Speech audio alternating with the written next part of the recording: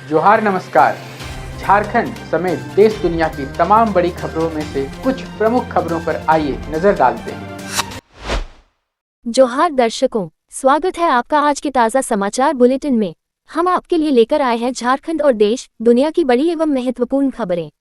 तो चलिए बिना देर किए शुरू करते हैं। सबसे पहले बात झारखंड की। झारखंड राज्यसभा चुनाव में भारी विवाद और कानूनी बहस के बाद निर्दलीय उम्मीदवार परिमल नाथवानी के नामांकन को चुनाव अधिकारी ने वैध घोषित कर दिया है। कांग्रेस ने नाथवानी के नाम और हिंदू अविभाजित परिवार हफ्त से जुड़े दस्तावेजों पर आपत्ति जताते हुए उनका नामांकन रद्द कराने के लिए पूरी ताकत झोंक दी थी। इस फैसले के बाद अब चुनावी मैदान में वैद्यनाथ राम झा मुमो प्रणव झा कांग्रेस और परिमल नाथवानी निर्दलीय के रूप में 3 उम्मीदवार बचे हैं।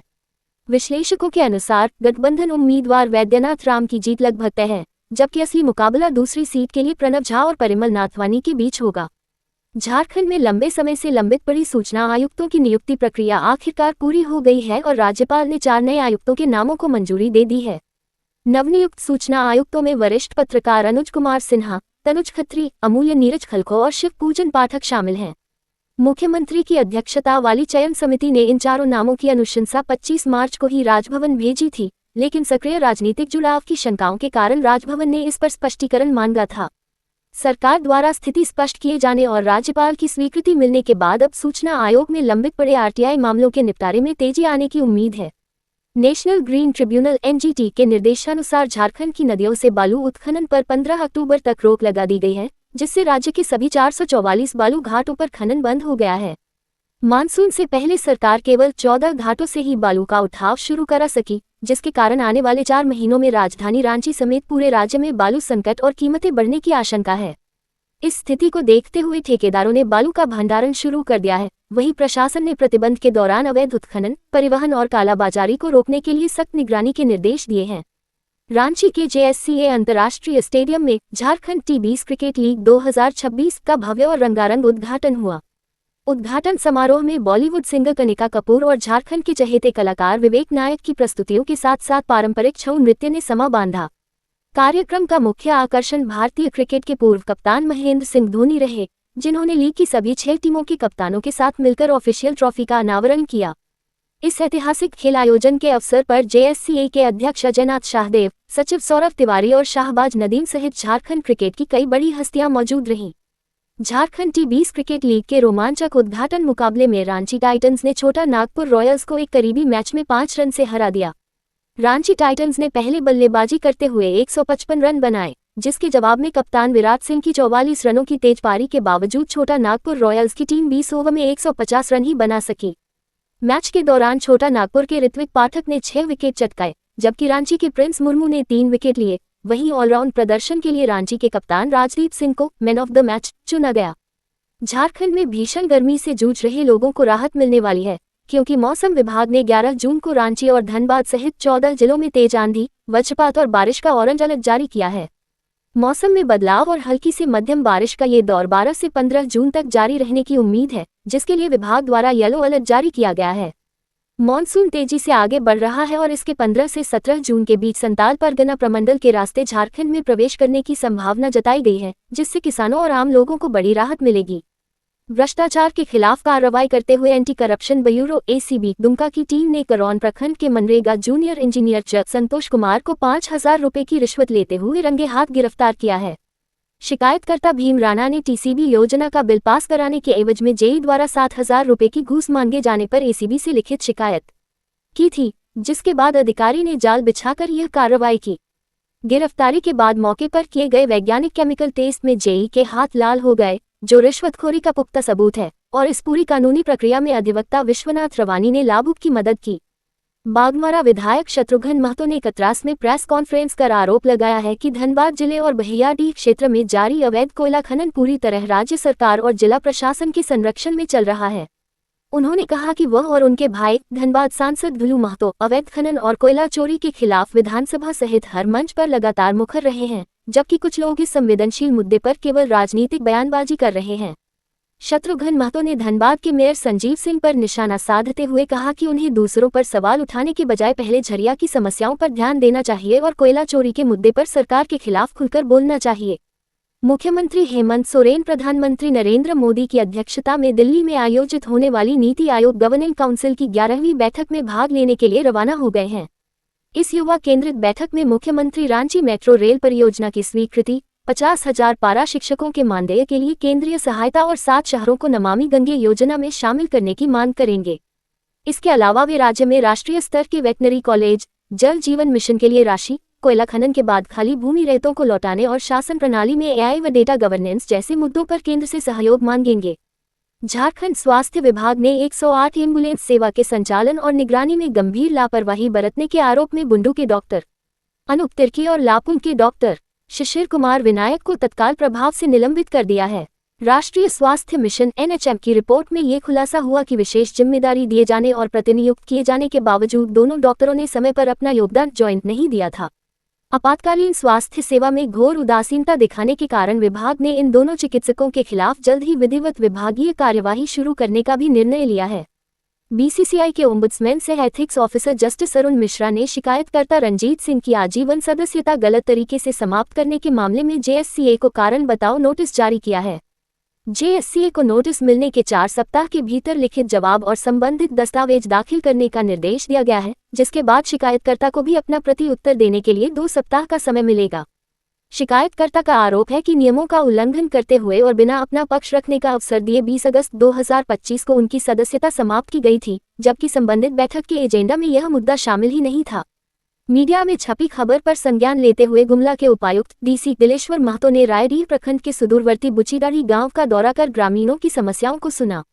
ग्रामीणों ने पक्की सड़क न होने के कारण मरीजों को 5 किलोमीटर तक खाट पर ढोने की लाचारी, पेयजल संकट और वर्षों से बंद पड़े सरकारी स्कूल को दोबारा खोलने की मांग डीसी के सामने रखी। उपायुक्त ने सड़क निर्माण के लिए जल्द डीपीआर तैयार करने, प्राथमिकता के आधार पर बोरिंग कराने तथा महिलाओं व किसानों को स्वरोजगार व सिंचाई की योजनाओं से जोड़ने का भरोसा दिया। झारखंड हाईकोर्ट के न्यायमूर्ति आनंद सेन की अदालत ने ऑनलाइन भूमि रिकॉर्ड में गड़बड़ियों पर कड़ा रुख अपनाते हुए आदेश दिया है कि अंचल अधिकारी को भौतिक अभिलेखों से मिलान व सत्यापन करने के बाद ही डिजिटल हस्ताक्षर के साथ इसे पोर्टल पर अपलोड करें। ये निर्देश लोहरदगा के राम प्रकाश भगत की याचिका पर आया है, जिन्होंने ऑनलाइन रजिस्टर 2 में अपने पूर्वजों की जगह किसी अन्य का नाम दर्ज होने की शिकायत की थी। अदालत ने सीओ को 12 सप्ताह में इस पर सुधार का आदेश दिया है। अदालत ने चिंता जताई कि आउटसोर्स एजेंसियों की लापरवाही से ऑनलाइन और भौतिक रिकॉर्ड में अंतर आ रहा है, इसलिए पहले से अपलोड डेटा का भी पुनः सत्यापन किया जाए और आदेश की प्रति मुख्य सचिव व राजस्व सचिव को अनुपालन हेतु भेजी जाए। झारखंड आंदोलनकारी संघर्ष मोर्चा के बैनर तले राज्य के विभिन्न जिलों से आए बड़ी संख्या में आंदोलनकारियों ने बुधवार को मुख्यमंत्री आवास घेराव का प्रयास किया। पारंपरिक वाद्ययंत्रों और झंडों के साथ मोरहाबादी मैदान से आगे बढ़े प्रदर्शनकारियों को पुलिस ने सिदो कान्हो पार्क के पास बैरिकेडिंग लगाकर रोक दिया। आंदोलनकारियों ने रोके जाने पर सड़क पर ही बैठकर जय झारखंड के नारे लगाए, जिनमें अपने 10 साल के बेटे के साथ दुमका से आई गीता मुर्मू भी शामिल थी। संगठन के प्रधान सचिव पुष्कर महतो के नेतृत्व में किया जा रहा यह आंदोलन राजकीय मान सम्मान, पेंशन, मुआवजा और आश्रितों को नौकरी व रोजगार देने की मांगों को लेकर है। देवघर नगर निगम ने व्यस्त बाजार क्षेत्र टावर चौक से शिक्षा सभा चौक तक सड़क किनारे किए गए अस्थायी अतिक्रमण को हटाने के लिए बुलडोजर की मदद से विशेष अभियान चलाया। इस कार्रवाई के दौरान जहां दुकानदारों ने अचानक हुई तोड़फोड़ पर नाराजगी जताते हुए प्रशासन की कार्यप्रणाली पर सवाल उठाए, वहीं स्थानीय नागरिकों ने जाम से मुक्ति के लिए इस कदम का समर्थन किया। टैक्स इंस्पेक्टर पिंटू कुमार ने दोबारा अतिक्रमण करने पर कानूनी कार्रवाई और जुर्माने की चेतावनी दी है, क्योंकि आगामी सावन महीने में बाबा बैद्यनाथ धाम आने वाले श्रद्धालुओं की सुविधा के लिए यातायात सुचारू रखना बेहद जरूरी है। गिरिडीह जिले के महारायडीह गांव में एक शादी समारोह में दुआर लगाए रस्म के दौरान क्षमता से अधिक लोगों का भार बढ़ने के कारण एक छज्जा भरभरा कर गिर गया। इस अचानक हुए हादसे के कारण आयोजन स्थल पर अफरा तफरी मच गई और महिलाएं, बच्चे व बुजुर्गों समेत 30 से अधिक लोग घायल हो गए। स्थानीय लोगों की मदद से घायलों को तुरंत अस्पताल पहुंचाया गया, जिनमें से 6 गंभीर रूप से घायल मरीजों को बेहतर इलाज के लिए रांची रेफर किया गया है। कुख्यात गैंगस्टर राहुल सिंह द्वारा सोशल मीडिया फेसबुक पर सामाजिक कार्यकर्ता ज्योत्सना केरकेटा का इंटरव्यू और लाल क्रॉस लगी तस्वीर साझा कर खुलेआम धमकी देने का मामला सामने आया है। गैंगस्टर ने अपनी पोस्ट में ज्योत्सना पर आदिवासियों की हितैषी बनकर झारखंड की जमीन बेचने की बात करने का आरोप लगाया है और उन्हें समय रहते सुधर जाने की चेतावनी दी है। इस घटना को लेकर सामाजिक संगठनों में आक्रोश है और वे जांच की मांग कर रहे हैं। हालांकि इस मामले में अब तक पुलिस का कोई आधिकारिक बयान या औपचारिक शिकायत सामने नहीं आई है। रांची के दलादिली चौक के पास चलती स्कूटी पर खतरनाक स्टंट करने वाले 2 युवकों का वीडियो सोशल मीडिया पर वायरल होने के बाद ट्रैफिक पुलिस ने इस पर कड़ा संज्ञान लिया है। वायरल वीडियो में स्कूटी चालक हेलमेट पहने हुए था, जबकि पीछे बैठा युवक बिना हेलमेट के था और दोनों यातायात नियमों की अनदेखी करते हुए जोखिम भरा स्टंट कर रहे थे। ट्रैफिक एसपी के निर्देश पर वाहन की पहचान कर ली गई है और नियमों का उल्लंघन करने तथा दूसरों की जान जोखिम में डालने के आरोप में 5,000 रुपये का चालान काटा गया है। रांची के नामकुम थाना क्षेत्र में बुधवार रात एक अपराधी ने शमशेर नामक व्यक्ति पर ताबड़तोड़ गोलियां चला दी, जिससे वह गंभीर रूप से घायल हो गए और उन्हें अस्पताल में भर्ती कराया गया है। सूचना मिलने पर पहुंची पुलिस घटनास्थल के आसपास के सीसीटीवी फुटेज खंगालने और संभावित ठिकानों पर छापेमारी कर फरार आरोपी की तलाश और हमले की वजह का पता लगाने में जुटी है। अब देखिए राष्ट्रीय एवं अंतर्राष्ट्रीय सुर्खियां। राष्ट्रपति डोनाल्ड ट्रंप और रक्षा मंत्री की चेतावनी के बाद अमेरिकी सेना ने ईरान के कई ठिकानों पर आत्मरक्षा में हवाई हमले किए, जिसके जवाब में ईरान ने कई इलाकों में एयर डिफेंस सिस्टम सक्रिय कर दिए हैं। इस सैन्य कार्रवाई के बाद तनाव बढ़ने पर ईरान ने होर्मुज स्ट्रेट को बंद कर वहां से गुजरने वाले जहाजों को निशाना बनाने की चेतावनी दी है। वहीं अमेरिकी सेंट्रल कमांड CENTCOM का कहना है कि यह हमले ईरान की आक्रामक गतिविधियों के जवाब में किए गए हैं और होर्मुज मार्ग पर जहाजों की आवाजाही अब भी जारी है। ईरान द्वारा अमेरिका का अपाचे हेलीकॉप्टर मार गिराए जाने के बाद दोनों देशों के बीच सैन्य टकराव काफी बढ़ गया है, जिसके जवाब में अमेरिकी सेना ने ईरान के रडार और एयर डिफेंस ठिकानों पर सटीक हमले किए हैं। इसके पलटवार में ईरान की IRGC ने जॉर्डन, बहरीन और कुवैत स्थित 21 अमेरिकी सैन्य ठिकानों तथा फिफक फ्लीट मुख्यालय पर मिसाइल और ड्रोन हमलों का दावा किया है।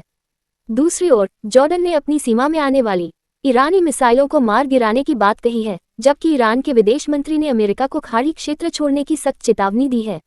ओमान तट के पास कमर्शियल पोर्ट सेक्टेबेलो पर हुए हमले में 24 भारतीय चालक दल के सदस्यों में से 3 के लापता होने पर भारत सरकार ने गहरी चिंता और कड़ी निंदा व्यक्त की है। इस घटना के विरोध में भारत ने अमेरिकी चार्ज डी अफेयर्स जैसन मीक्स को तलब कर अपनी कड़ी आपत्ति दर्ज कराई है और वाणिज्यिक जहाजों पर हो रहे हमलों को रोकने की मांग की है।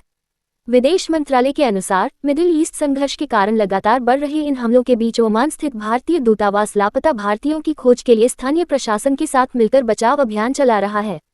पाकिस्तान की सेना ने सीजफायर का उल्लंघन करते हुए अफगानिस्तान के हवाई क्षेत्र में बमबारी की, जिसमें 11 बच्चों सहित 13 लोगों की मौत हो गई और 14 अन्य घायल हुए हैं। अफगानिस्तान के प्रधानमंत्री मुल्ला मोहम्मद हसन अखुंद ने इस हमले को शांति वार्ता की अवमानना बताते हुए पाकिस्तान को इसका कड़ा जवाब देने की चेतावनी दी है। दोनों देशों के बीच ये खूनी संघर्ष लंबे समय से चले आ रहे डूरन सीमा विवाद को लेकर अक्सर गहराता रहता है। प्रधानमंत्री नरेंद्र मोदी बुधवार को लगातार 4,399 दिनों तक सेवा देकर स्वतंत्र भारत के इतिहास में सबसे लंबे समय तक निर्वाचित प्रधानमंत्री बनने का नया रिकॉर्ड अपने नाम किया है। इस ऐतिहासिक उपलब्धि पर इटली की प्रधानमंत्री जॉर्जिया मेलोनी और यूरोपीय परिषद के अध्यक्ष एंटोनियो कोस्टा ने उन्हें बधाई दी और भारत के साथ रणनीतिक साझेदारी मजबूत करने की इच्छा जताई। लगातार 3 लोकसभा चुनाव जीतने वाले पीएम मोदी देश की आज़ादी के बाद पैदा होने वाले और इतना लंबा शासन चलाने वाले पहले गैर कांग्रेसी प्रधानमंत्री हैं। तृणमूल कांग्रेस के बागी नेता और विधानसभा में नेता प्रतिपक्ष ऋतव्रत बैनर्जी ने दावा किया है कि उनके गुट में बागी विधायकों की संख्या बढ़कर 64 हो गई है और वही असली तृणमूल हैं। उन्होंने ममता बनर्जी और सोनिया गांधी की मुलाकात के बीच टीएमसी के कांग्रेस में विलय की अटकलों को सिरे से खारिज करते हुए कहा कि उनका गुट एनडीए का समर्थन जारी रखेगा। पार्टी के 28 साल के इतिहास के इस सबसे बड़े संकट के बीच बागी गुट जल्द ही विधानसभा अध्यक्ष को नया समर्थन पत्र सौंपने की तैयारी में है। सुबह या देर शाम बिना किसी कॉल या मैसेज के मोबाइल फोन में अचानक होने वाला तेज वाइब्रेशन और अलर्ट टोन सरकार व मौसम विभाग की आपदा चेतावनी प्रणाली इमरजेंसी अलर्ट सिस्टम का हिस्सा है। सेल ब्रॉडकास्ट टेक्नोलॉजी के जरिए भेजा जाने वाला यह इमरजेंसी अलर्ट लोगों को संभावित आंधी, भारी बारिश या वज्रपात जैसी प्राकृतिक आपदाओं के प्रति समय रहते सचेत करने के लिए है। यह मोबाइल की खराबी नहीं बल्कि सुरक्षा के लिए जारी की गई आधिकारिक चेतावनी है, इसलिए ऐसा अलर्ट मिलने पर घबराने के बजाय निर्देशों का पालन कर सुरक्षित स्थान पर रहना चाहिए। ये थी आज की बड़ी खबरें। अगर आप ऐसे ही अपडेट्स पाना चाहते हैं तो हमारे YouTube चैनल को सब्सक्राइब करें, Facebook पेज को लाइक करें और इस वीडियो को लाइक एवं शेयर जरूर करें। फिर मिलेंगे अगले बुलेटिन में, तब तक के लिए जोहार और नमस्ते। कैसी लगी आपको हमारी ये खबर, ये हमें कमेंट बॉक्स में लिखकर ज़रूर से बताएं और ऐसे ही नवीनतम ताज़ा अपडेट्स, खास खबरों से रूबरू बने रहने के लिए बने रहें हमारे संग। कैमरा के पीछे से मेरा सहयोग कर रहे अजय महतो, आनंद चौहान के साथ मैं यजत पिंटू रांची।